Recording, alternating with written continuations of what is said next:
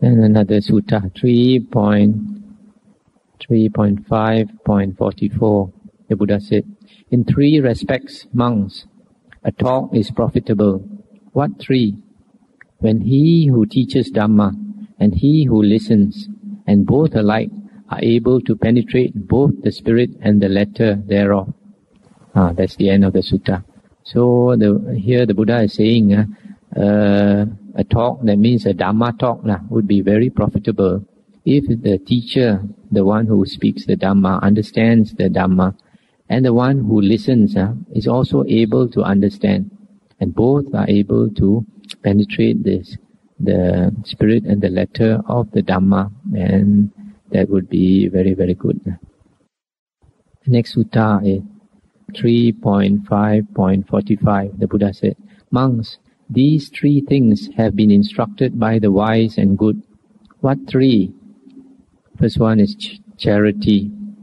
Second one, support of mother and father. Third one, going forth, that means renouncing. These are the three duties.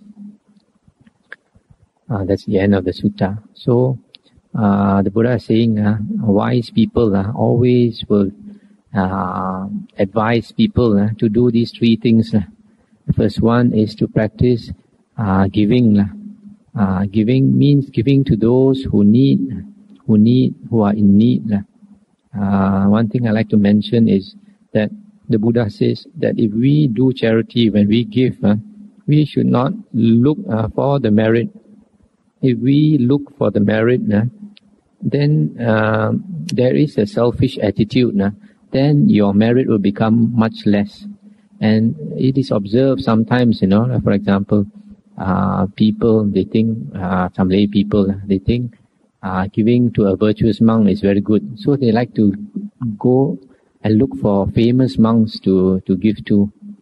And sometimes famous monks don't need the dana, the offerings, because they have so much, they're overflowing with offerings. Whereas sometimes I might be a young monk, a newly renounced monk, an unknown monk who needs support. And if you have the wisdom to go and offer where it is needed, that would be even more meritorious, because you don't have a selfish intention. You do dana because it's good to do. You think that it is necessary to do, for example, to support the sasana, to support the sangha, whichever monk is in need, and you do. Sometimes we find that there are sometimes some temples can be have too much offerings, sometimes like in certain Buddhist countries like Thailand. And there are people who comment, it's even written in some books, that perhaps in a certain area there's a need for a hospital, but people are not interested to build a hospital. They want to give the offerings to the temple, which sometimes shows it's the greed for getting merit. The second one, support of mother and father. Support of mother and father is not sending mother and father to old homes. Nowadays, we find a lot of people sending their old parents to old folks' home. Support of mother and father means to look after them at home, because I'm sure every one of us, when we are old, we don't like our children to send us to the old folks' home. We like to at least be around the children and the grandchildren and die at home. So whatever you like for yourself, I'm sure other people have the same idea. So it is, you have to remember the love and the care that we owe to our parents. The third one is about going forth. Going forth is also advised by wise people. If you have done your family duties, it is good to go forth. It is a kind of Indian tradition, of Indians. Even if they don't go forth, after a certain age, they practice at home. They keep a room to themselves where they meditate, where they say their prayers. So these are the three things which are quite good. Now the next sutta is 3.5.47. The Buddha said, monks, there are these three marks of that which is conditioned, sankata. The Pali word is sankata, conditioned. What three? Its birth is apparent, its passing away is apparent, its changeability while it persists is apparent. These are the three marks of the conditioned. Monks, there are these three marks of the unconditioned. What three? Its birth is not apparent, its passing away is not apparent, its changeability while it persists is not apparent. These are the three marks of the unconditioned. So in this sutta, we are told that anything that is conditioned has these three characteristics. It has a birth, it has a passing away or death, and it changes while it is still around. The next sutta is 3.6.56. A certain Brahmin of great wealth came to see the Exalted One, and then paid respect, etc. As he sat to one side, he said this to the Exalted One, Master Gotama, I have heard the saying of Brahmins of olden days, men aged, far gone in years, themselves the teachers of teachers, that once upon a time this world was in truth so crowded with people, one might think it to be the waveless deep, that villages, suburbs and royal cities were close enough for a cockerel to walk from one to another. Pray, Master Gotama, what is the reason? What is the cause of the apparent loss and decrease of human beings? How is it that villages are no longer villages, suburbs no longer suburbs, towns no longer towns, and districts are depopulated? Then the Buddha replied, just now, Brahmin, people are ablaze with unlawful lusts, overwhelmed by depraved longings, obsessed by wrong doctrines. Thus ablaze, overwhelmed and obsessed, they seize sharp knives and take each other's lives. Thus many men come by the end.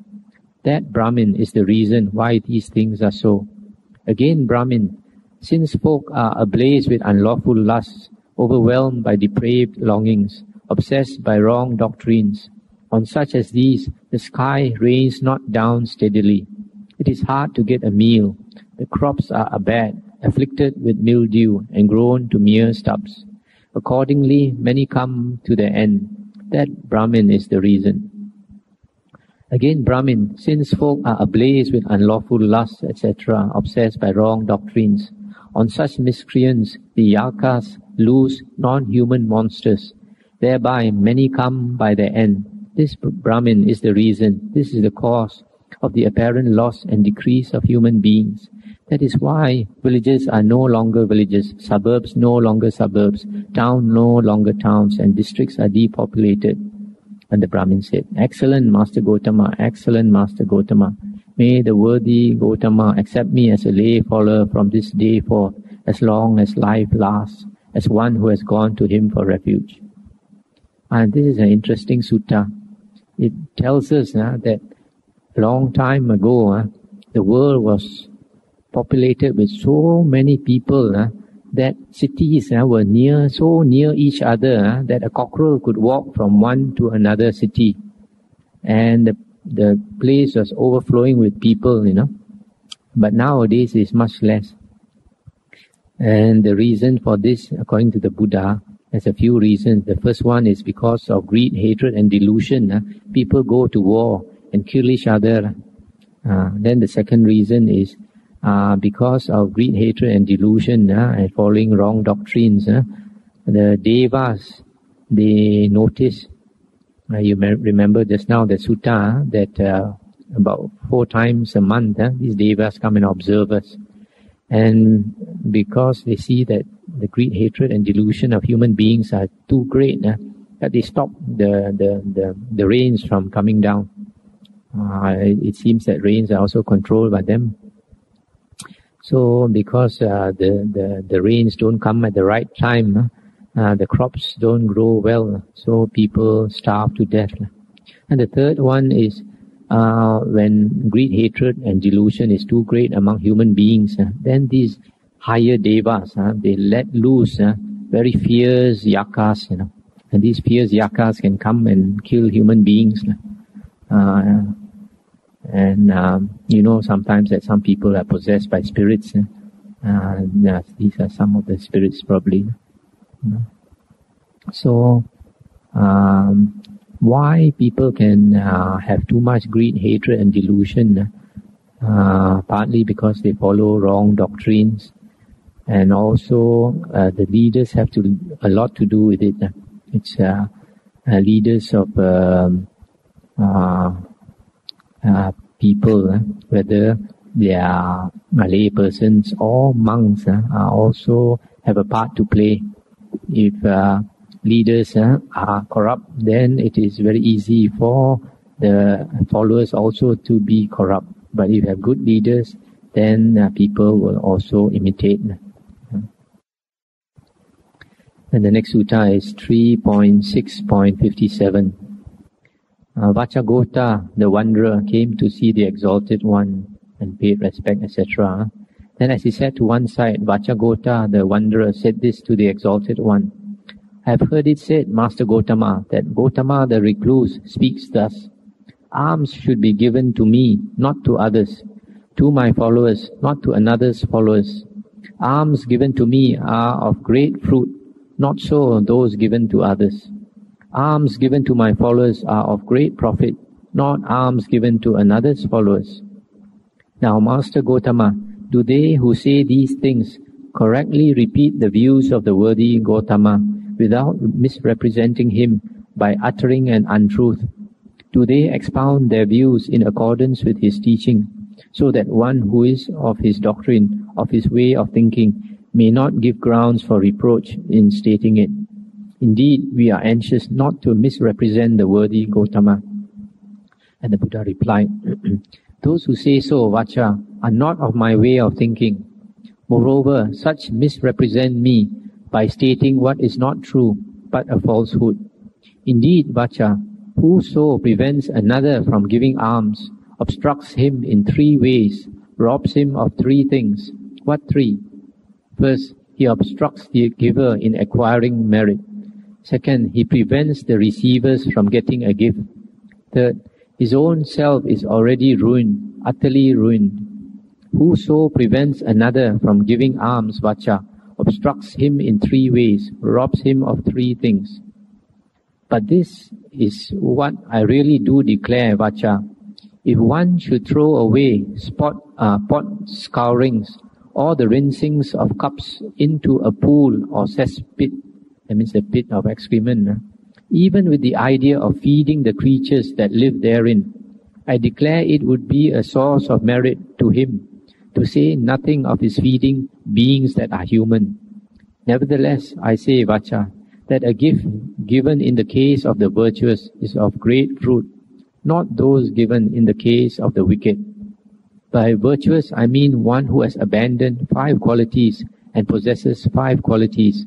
What are the 5 qualities he has abandoned? Sensual desire is abandoned, malevolence, sloth and torpor, excitement and flurry, doubt and wavering are abandoned. These are the 5. And of what 5 qualities is he possessed? He possesses the constituents of morality, possessed by the adept, the constituents of concentration, wisdom, liberation, knowledge and vision of liberation. He has these 5 qualities. Thus, where 5 qualities are abandoned and 5 possessed, a gift is of great fruit, I declare. This is interesting sutta, because here somebody is asking the Buddha whether he actually said that offerings should be made to him and to his followers, not to other external sect followers. And the Buddha denied it. The Buddha said he never said that. And he said, if anybody says such a thing, then in 3 ways he has done great wrong. And the Buddha also says that even the crumbs, the leftover of food, even you throw into a pool or a pit of excrement with the idea of feeding the creatures there, even that also you get some merit, not to talk about feeding human beings.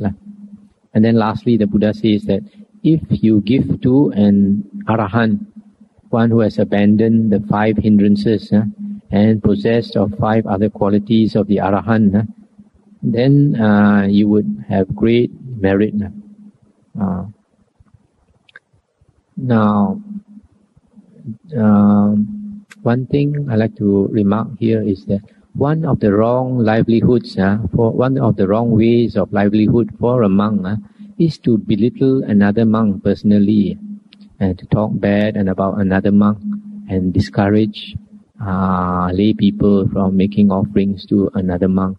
That is very bad, because here you can see that the Buddha is saying even those external sect people, even that also he does not say that you should not make offerings to them. Even external sect people, even with wrong views. And the Buddha, in fact, there's one sutta where the followers of a Jain sect, I think, Niganthas, after they left the Niganthas and came to follow the Buddha still advised them to continue giving to those Niganthas, those Jains, monks. And so you can see that anyone practicing the spiritual path, we should not belittle others, even though they are, not to the extent of asking people not to make offerings to these other people. And 3.6.58. Now, Tikana, the Brahmin, came to visit the Exalted One. On coming to him, he greeted him, paid respect, etc. Then he sat to one side, and the Brahmin sang the praises of those Brahmins who possess the threefold knowledge, which is in Pali is Te Vija. Then the Exalted One said, the Buddha said, yes, Brahmin, they have the threefold knowledge, those Brahmins. They have it as you say. But tell me how Brahmins describe Brahmins who have the threefold knowledge. And Tikana said, in this case, Master Gotama, a Brahmin is well born on both sides, of pure descent from mother and father, as far back as 7 generations, unsmirched, without reproach in respect of birth. Number 2, one given to study, one who knows the mantras by heart, a master in the 3 Vedas, the indexes together with the ritual, the treatise on phonology, and the legendary sayings. He is a man learned in the idioms and the grammar. And the 3rd, one perfect in the science of world speculation and the science of the great being. That, Master Gotama, is how the Brahmins describe a Brahmin who has the threefold knowledge. I'll stop here just to recapitulate. The Brahmin said there are 3 qualities which a Brahmin would be respected for. First one is he's a pure breed. He's a pure Brahmin for 7 generations. For 7 generations at least. He is born on the mother side and father's side from pure Brahmins. Second one, he is very learned in the mantras, in the Vedas, etc. Third one, he is knowledgeable on world speculation, the science of world speculations and the science of a great being. Then the Buddha said, well, Brahmin, this description of a Brahmin who has the threefold knowledge is one thing. The description of him who has the threefold knowledge in the discipline of the Aryan is quite another thing. And then Tikana asked, but how, Master Gotama, is one the possessor of the threefold knowledge in the discipline of the Aryan? Well, for me, if the worthy Gotama would teach me according to what method he is so possessed. And the Buddha said, then Brahmin, do you listen? Apply your mind attentively, I will speak. Very well, Master, replied Tikana the Brahmin to the Exalted One. And the Exalted One said, herein a monk, aloof from sensuality, aloof from evil states, enters on the first jhana, which is accompanied by thought directed and sustained, born of solitude, delightful and pleasurable, and abides therein. Then by the calming down of thought directed and sustained, he enters on that inward calm, that one-pointedness of mind, apart from thought directed and sustained, that is born of concentration, delightful and pleasurable, which is the second jhana, and abides therein. Then by the fading out of delight, he abides equanimous, mindful and composed, and experiences pleasure through the body. Having entered on the third jhana, which the Aryans described in these terms, He is equanimous and mindful. He who is equanimous and mindful dwells happily. He abides therein. Then by the abandoning of pleasure, by the abandoning of discomfort, by the ending of the happiness and unhappiness that he had before, entering on that state which is neither pleasant nor painful, that utter purity of mindfulness reached by equanimity, which is the fourth jhana, he abides therein. Stop here for a while to comment on these jhanas. These jhanas are states of deep tranquility, where the mind is very peaceful, becomes one-pointed. And some people, they don't understand the jhanas, they belittle the jhanas, and they say that when you are in jhana, you don't have any mindfulness. But we notice here, in the fourth jhana, the Buddha says that there's the utter purity of mindfulness. The utter purity is parisuddhi, that means complete purity of mindfulness. So you definitely cannot say that a person in jhana is not mindful. He is definitely mindful. In fact, the more concentrated that person is, the stronger his mindfulness is, but it's directed on one thing. So there's just something I like to make a mention. Then the Buddha continued, he then, with mind thus composed, made pure and translucent, stainless, and with its stains vanished away, made pliant and workable, fixed and unperturbed, applies and bends down his mind to acquiring knowledge of his former births. In diverse ways he recalls his former births. 1 birth, 2 births, 3, 4, 5, 10, 20, 30, 40, 50, 100, 1,000, 100,000 births. The various destructions of aeons, world cycles, the various renewal of aeons, both the destruction and renewal of aeons. Thus, I lived there, was named thus, was of such a clan, of such a caste, was thus supported, had such and such pleasant and painful experiences, had such length of days, disappeared thence and arose elsewhere. There too I lived, was named so and so, of such a clan, of such a caste, etc. Thus he calls to mind in all their specific details, in all their characteristics, in many various ways, his previous states of existence. This is the first knowledge he attains. Ignorance has vanished, knowledge arises, gone is the darkness, arisen is the light, as it does for one who abides earnest, ardent, and composed. He then, with mind thus composed, made pure and translucent, bends down his mind to acquire knowledge of the rise, of the fall and rise of beings from one existence to another.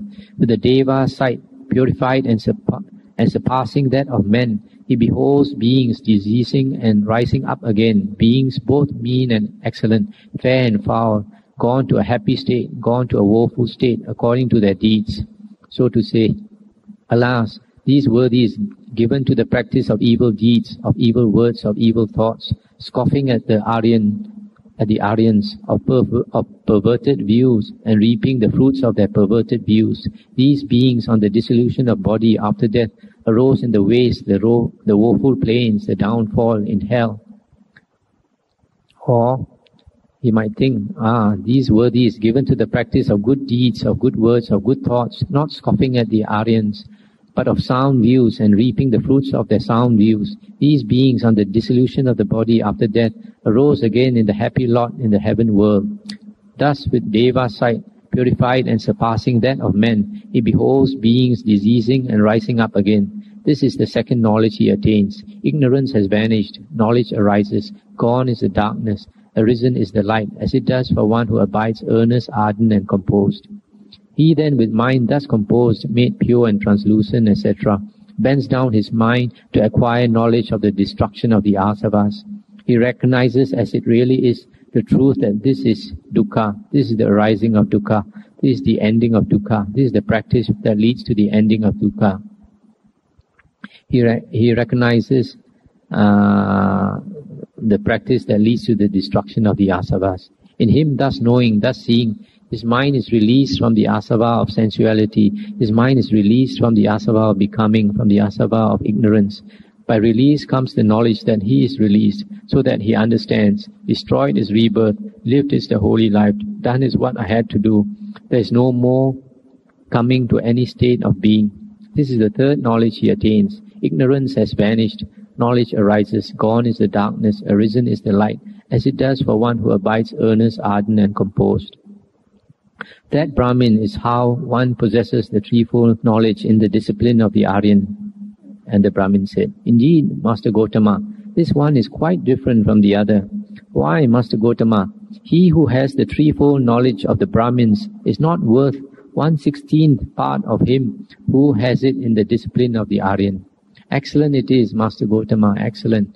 May the worthy Gotama accept me as a lay follower from this time forth, so long as life lasts, as one who has taken refuge in him. So in this sutta, the Buddha is talking about the threefold knowledge that he himself attained when he became a Buddha. We find in the suttas that when the Buddha was enlightened, he attained this threefold knowledge. But it is mentioned in the sutta that some of his disciples attained the sixfold knowledge. So it appears like at first the Buddha attained the threefold knowledge, and later perhaps he developed another three.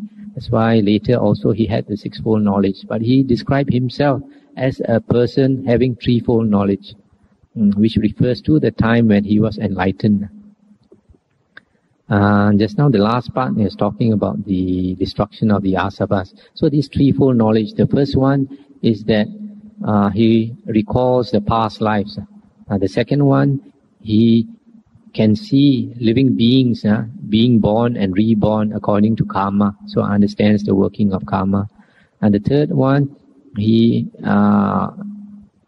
contemplates the four Aryan truths, the four noble truths, and from there attains destruction of the asavas and became an Arahant Sammasambuddha. What is this asavas? Asavas is this, I would probably translate it as uncontrolled mental outflows. That means the running of the normal sixth consciousness. When the sixth consciousness flows, then the world arises, because the Buddha said that the whole world arises dependent on consciousness. That means the normal sixfold consciousness. When the sixfold consciousness arises, the world arises, and with it all the dukkha. So to get out of samsara, we have to destroy the asava, so that these six consciousness, the consciousness stops working. And when the consciousness stops working, then samsara will end.